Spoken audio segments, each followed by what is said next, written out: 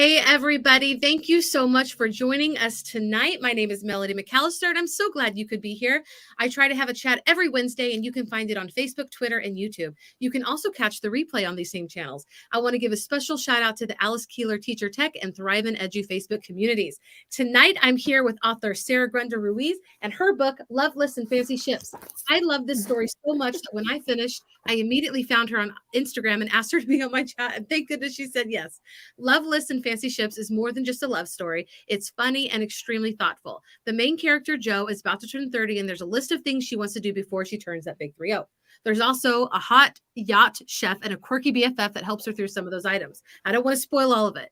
I can't wait to talk with Sarah tonight and see how she got started writing, hear more about what's next. So let's get started. But one more thing, if you stick around to the very end, I'm going to gift one person the digital copy of this book. So stick around because I'm going to pick you through the comments. Sarah, thank you for joining us tonight. How are you? I love your mom shirt. Can you tell us a little bit about your background? Yes. Hello. Thank you for having me. I made this mom shirt myself. I'm very proud of it. So, living that mom life. My name's Sarah Grunder Ruiz. I'm actually from Palm Beach, Florida, where the book is set. But I live in North Carolina with my husband and 2 kids, and I teach at North Carolina State University. But I have always wanted to be a writer. I taught middle school in a former life, which I also loved. I always wanted to be a writer. I did my MFA in fiction here at NC State, and I just keep writing. I love it. And I love that, I didn't know that you had a teaching background when I reached out to you. And most of the authors that I have on my chat are educators. So this is really cool that it worked out.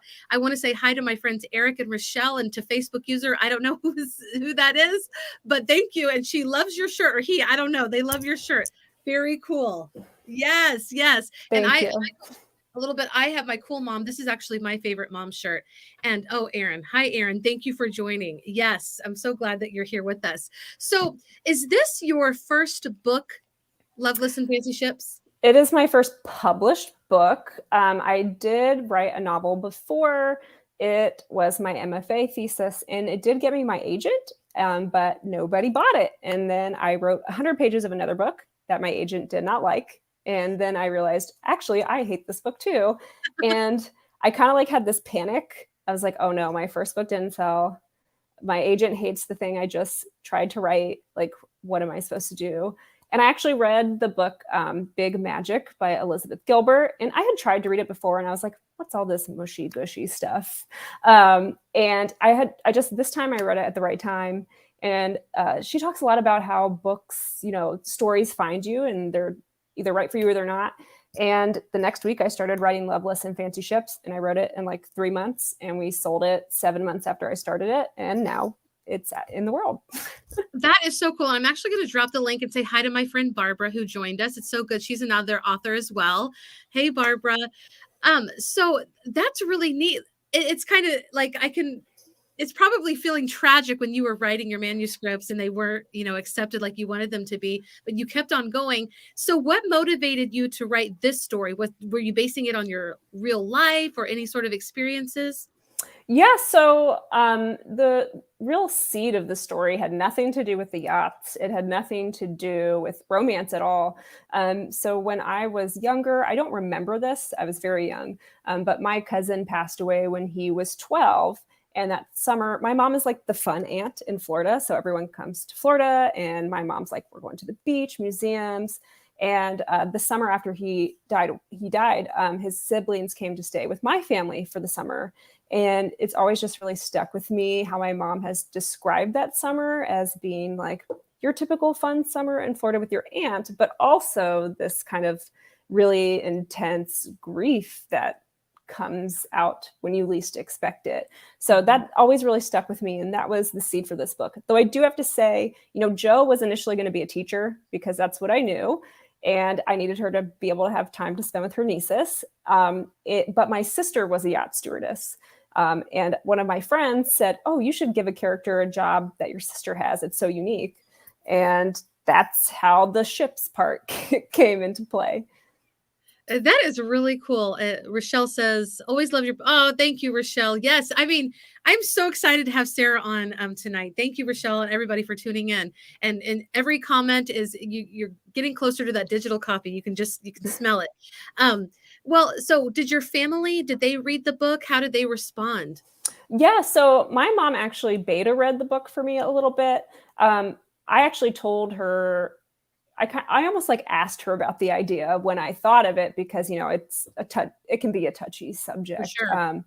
And no, it's my dad's side of the family actually, and he's the youngest of 5 siblings, so it's a big chaotic family, and they have been nothing but supportive. I dedicated the book to my mom, and no, they like my grandmother bought like 10 copies, and I was like, okay, grandma, thank you.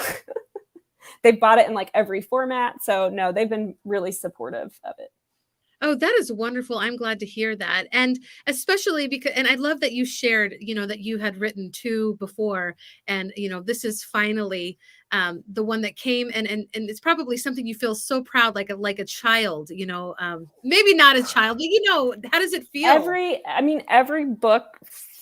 I'm working on the one that's going to be published in 2023 right now. So the 3rd book in the series, and every book really does kind of feel like a child. I always say, we have 2 kids, and I'm like, I've got my 2 kids, and then every year I have a book baby. So it's a lot of work creating a whole world and characters and stories. There's probably twice as many pages of things that did not make it to the book.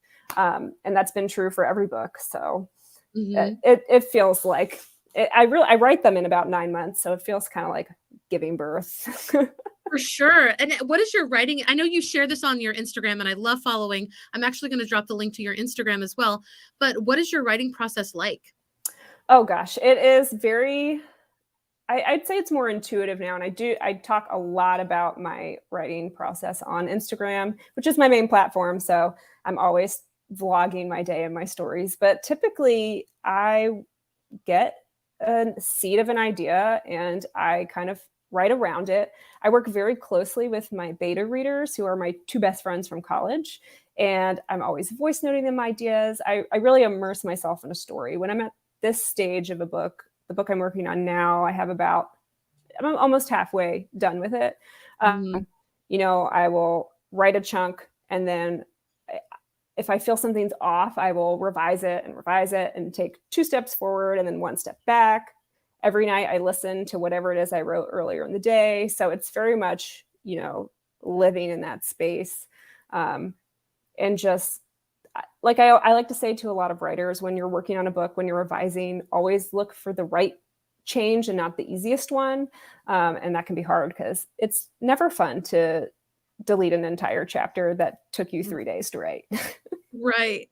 Well, I will say, reading this, and I think the reason that I love Listen Fancy Ships is because, and everybody that knows me knows that I love a good romance, and the hotter the better, just the steamier, I'm really into that. But like this book made me feel like I cried a little bit. Like it really made me get into my feelings. And I had to, I was already going through some grief of my own. My dad passed away a few years ago, and it was soon to be his birthday. And so all of these feelings were bubbling up, and it just kind of brought all of that, and not in a bad way, because, sometimes it's good to remember.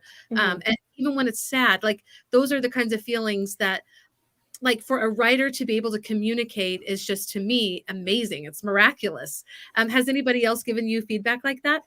I will get pictures of people's tears from like 2 in the morning. I do like to say that I like to make people cry. But the way you described, that feeling of, grief, not always feeling it and it not having to be a bad thing, that's really kind of the point of the book. I'm very interested. Really, all the stuff I work on kind of revolves around this theme of like, where is the joy in suffering, which we all suffer, we all will. So like, why keep going? Like, where is the good in that? And I think that's kind of my pet theme throughout everything that I kind of write. Wow, that's amazing. And I didn't even realize this. I don't know how I missed it, but Barbara says that you got Jodi Picoult to and what? How did you get Yeah. that? That's Okay. amazing. So this is funny. This is a great story. So my aunts, like, I just remember there was this family vacation. I just picked up a book of one of my aunts, and it was my sister's keeper. And like I devoured this. And I was like, what, 14, 15? I don't know. But Jodi is amazing. And when I was reaching out to authors for blurbs, I was like, I'll just email Jodi and see. And Had you she, met her previously? no, I've never talked to this woman in my life. And I just went to her website and emailed her, and I told her about this book and how much her book meant to me, and that now I've got a book coming out. And she emailed me back. I was in a Walgreens, and I was just like, and she was like, no promises, but send it to me. And I was like, I'm emailing my book to Jodi Picoult. And I didn't expect her to actually read it or get back to me. I was like sitting on my couch one night, and I get this email from Jodi. It's like, here's your blurb. And I just read, I like fell off my couch. I like called my mom, and she was with her best friend, who's like my second mom. And then my phone died. They didn't answer. My phone died. And I just texted them, and they're like calling me. It was very exciting. And Jodi is so supportive of debut authors. If you follow her on Twitter, she is always lifting up new books, and she used to do this thread on every Tuesday about releases she was excited about. So Jodi is really, a giving member of the literary community.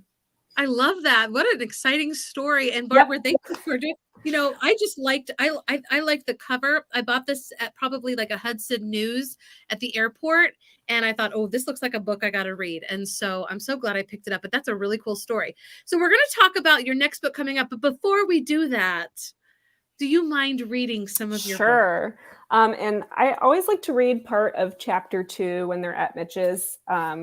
So all you really need to know is that essentially Jo is a worker on a yacht, like in Below Deck. She is just come back from months at sea, and they're celebrating the end of charter season at their favorite bar. And a few months before the opening of the book, her nephew has passed away. So and she has a list of 30 things she wants to do before she's 30. That's the list part. So I'm going to read a scene in which it's about how they came up with this list. Nina and I had been drinking at Mitch's when we came up with the idea for the 30 by 30 list. It was my 29th birthday, almost a year ago now, and I'd spent most of the night moping at the bar, having recently broken up with Shitty Peter after discovering he'd cheated on me during charter season. 2 margaritas in, Nina, who'd recently turned 30 herself, had tried to console me by explaining how I'd look back on my breakup with Shitty Peter one day and laugh. 30-something is far superior to 20-something, she'd said. You stop caring what people think. I'm pretty sure you've never cared what people think. I'd set my drink on the bar and sighed. 2 years. I wasted 2 years on that douchebag, and for what? There was so much I didn't do because of him. I missed my cousin's bachelorette party, the post-charter weekend away to St. Thomas, Cap's anniversary. Jo, Nina had said, pressing her hand over my mouth. Listen to you. So you missed out on 2 years of stuff. You can still make up for it. Hell, I've been single for most of the last decade and still have things I wish I'd done in my 20s.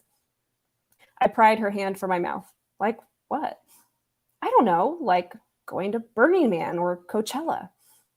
Nina, you could still go to Burning Man. But it's different now. I can't survive the inevitable hangover. There's no way in hell I'm sleeping in a yurt. At 25, maybe. But 30? No way. What kind of word is yurt anyway? It's like whoever named it wasn't even trying to make it sound appealing. I think it's Russian. Nina had smacked her open palms onto the bar. I don't care if it's Russian. The point is, you've still got time. Why not make up for the last 2 years with this one? 1 year left to do all those 20-something things. You're ridiculous, I'd said. But Nina had already grabbed a napkin and pen from the bartender and shoved them toward me. I was maybe a little drunk by then, sad about the breakup, unsure what I wanted next, so I'd taken the pen and napkin from Nina and looked around the bar for inspiration. Thumbtacks dotted a faded world map behind the bar. There were photos of birthdays and weddings and runners crossing finish lines. Vibrant, well-lived lives. 30 things, Nina had said once I finished. Don't you think that's a little ambitious? I'd scowled and she cleared her throat. I mean, wow, look at you being so ambitious. Though it's my duty as your best friend to inform you that blogs are very 2004. She'd read over the list again and gasped, Josephine Walker, why is decluttering on here? I'd snatched the napkin from her hand. It's very popular right now. I might become a minimalist. I don't get minimalism, Nina had said. I'm a maximalist. She lifted up her drink. I'll have one of everything, please. No, two. But she toasted to the list anyway. I'll stop there. I love it. Oh my gosh, I love it. And so just listening, you know why I was drawn to this story. And besides Shitty Peter, was there any character that was your favorite in this story?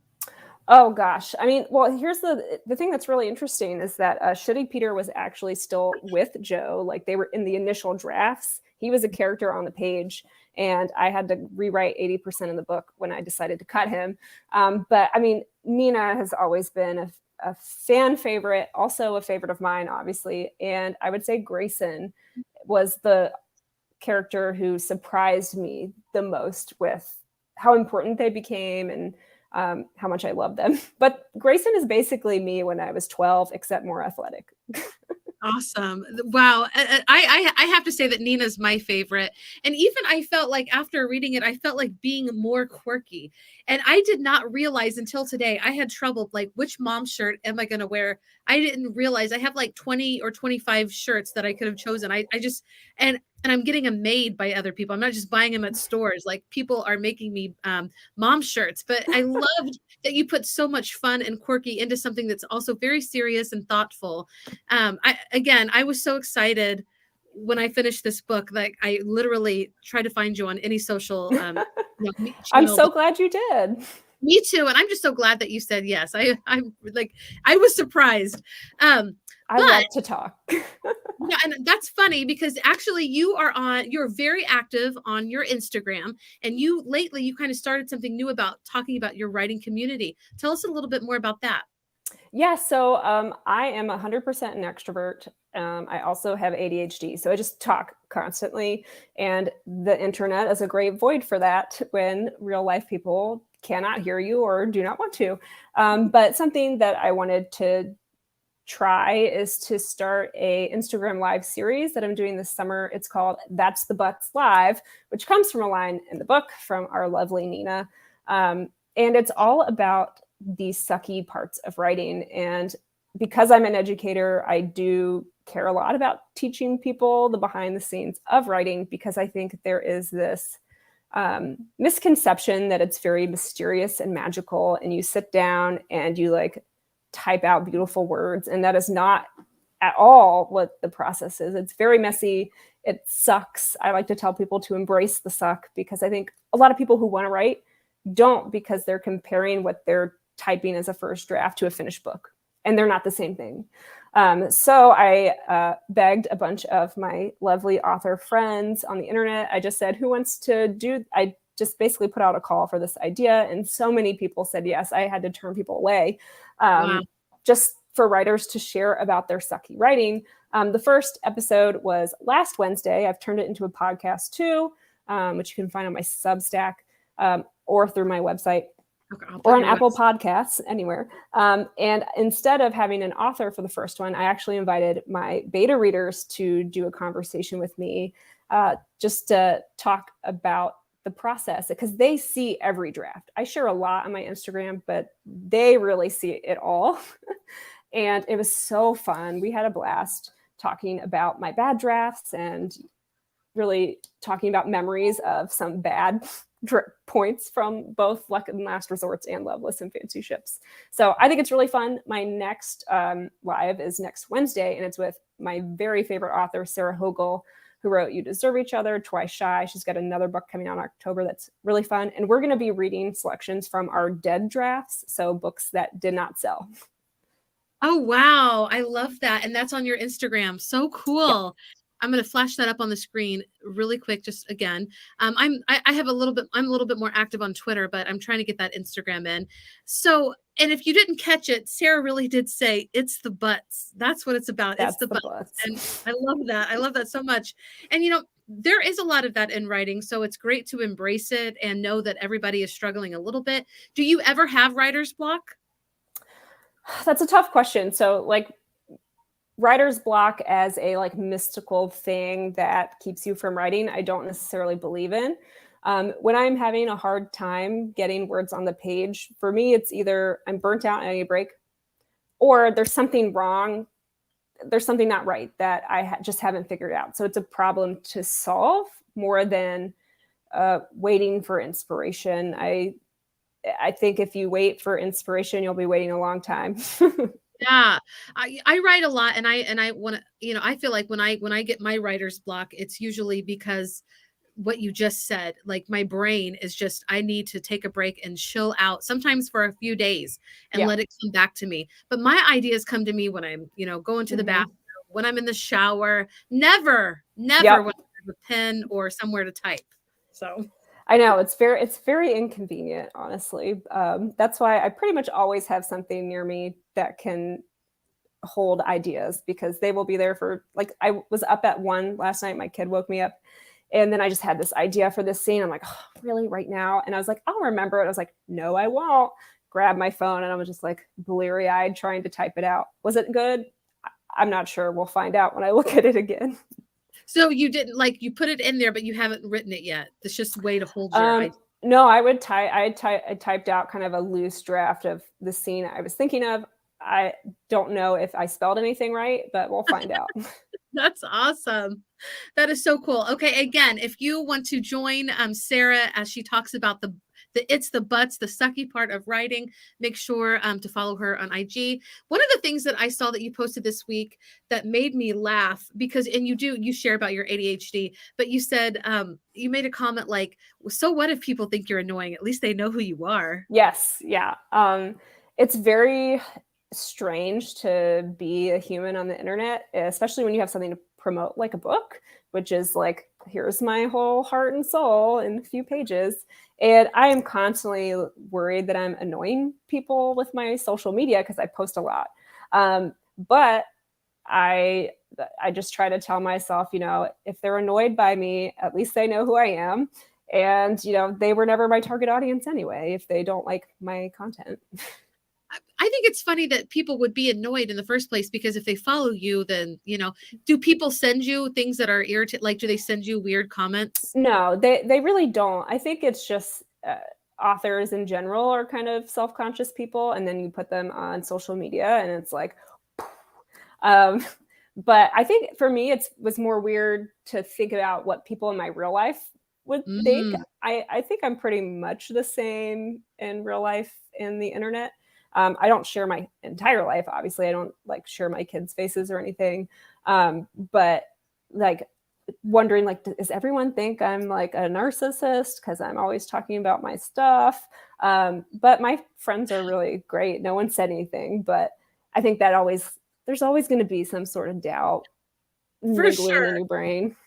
I gotta say, you know, I'm 41. And I think that, like, when I started nearing 39, I started to, like, just kind of be more comfortable with myself, more happy, kind of proud of myself in ways that, you know, when I was younger, I didn't really embrace. And now I do have those moments. I'm like, am I a narcissist? But what I always think is that, do narcissists ask themselves if they're narcissists? I feel like I'm safe.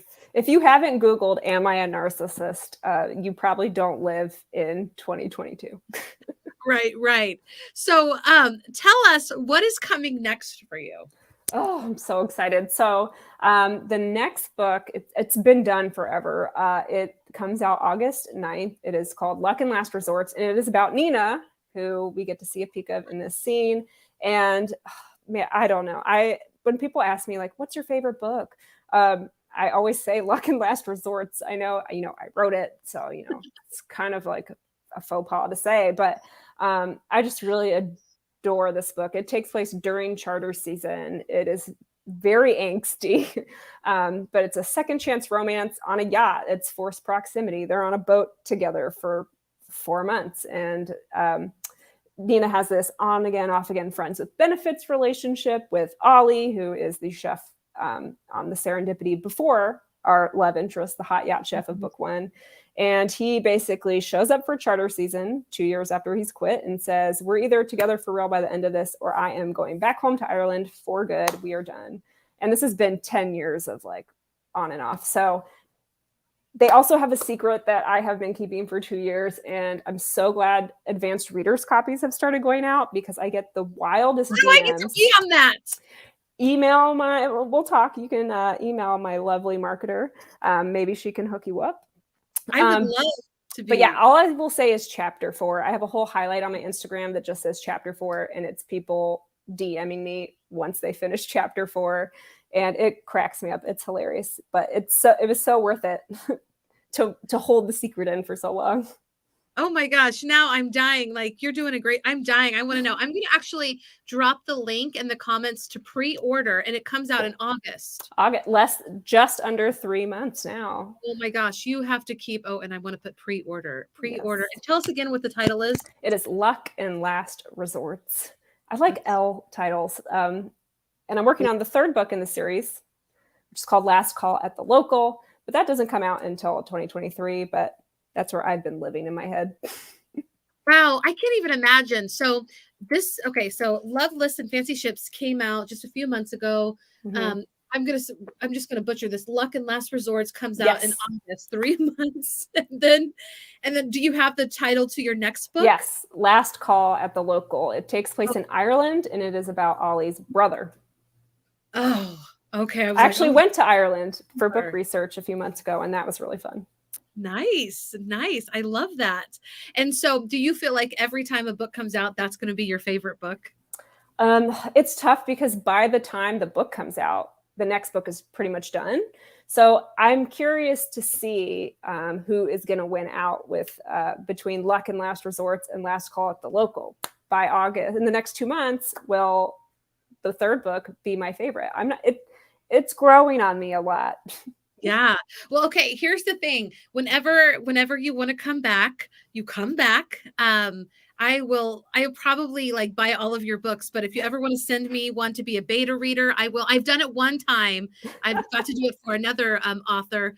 And so it was really amazing to be a part of that process. I usually do like edu books, and I love edu books. Mm-hmm. You know, I'm an edu author, but these are like, these things, I read them overnight. Like, I can't put them down. Like, that's when I know I have a really good book. So yes, that is so wonderful. I did drop the link, but I don't know if it pulled up. It's a very long link, everybody, in the comments. It is so cool. So it's coming. We're getting close to our time. I just want to ask you really quick, for those people who maybe they've written or maybe they're thinking about writing, what is one piece of advice that you would really like to give your writing? I always embrace the suck, accept it's going to be bad, and just have fun with that. I like to post my bad first drafts all the time on my stories. But the other one is there's never a right time to be a writer. You have to love the writing. Don't do it because you want to get rich, because you won't. Don't do it because you want to get famous, because you won't. It will not really change your life all that much. So you have to love the writing, and there's no right time to start. I love that. And I love it because you could make it like kind of punny. There's never a right time to write. I love that. I just wrote it down. And it's kind of like a baby. Like, if you ever consider having a child, like, there's really never a good time that a baby would come into your life. You just do it because you actually want to embrace all the hard stuff and be dedicated for the rest of your life to something amazing. So that is so cool. Thank you so much. Before we go, I'm going to go through the comments, and I'm going to tell you when, okay, let me pull up my comments here. Now, in a few seconds, you're just going to say stop. You don't know who I'm landing on. Okay. But whoever's comment I land on gets the digital copy. I'm going to send them a digital copy of Love Lists and Fancy Ships tonight. Okay. So hopefully. I'm going to stop. Oh, Barbara Grunder. Yeah. Yes. Grunder is so close to Grunder, so I feel like it was inevitable. Awesome. Barbara, you are going to love this. Oh my goodness. And Barbara is such a dear friend. I'm so glad that she won tonight. Although I appreciate everybody that chimed in tonight. You guys are amazing and so wonderful. So thank you so much. Do you have any last words you'd like to say before we say goodbye? Just thanks to you for having me. This has been so fun. And thanks to everyone for watching. Feel free to reach out to me on Instagram. I basically live there. Awesome. Will do. Don't go away. I do want to give a shout out to my friend Kashama. She sent me this book. She's gonna come back on my book chat in a couple of weeks. And everybody have a great night. Remember, if you love somebody's book, give them a great review. If you don't love their book, just pretend like you never heard of them before. Because getting a bad review sucks. But thank you all so much, and we'll see you again soon. Don't go away, Sarah. We'll be right back. I'll be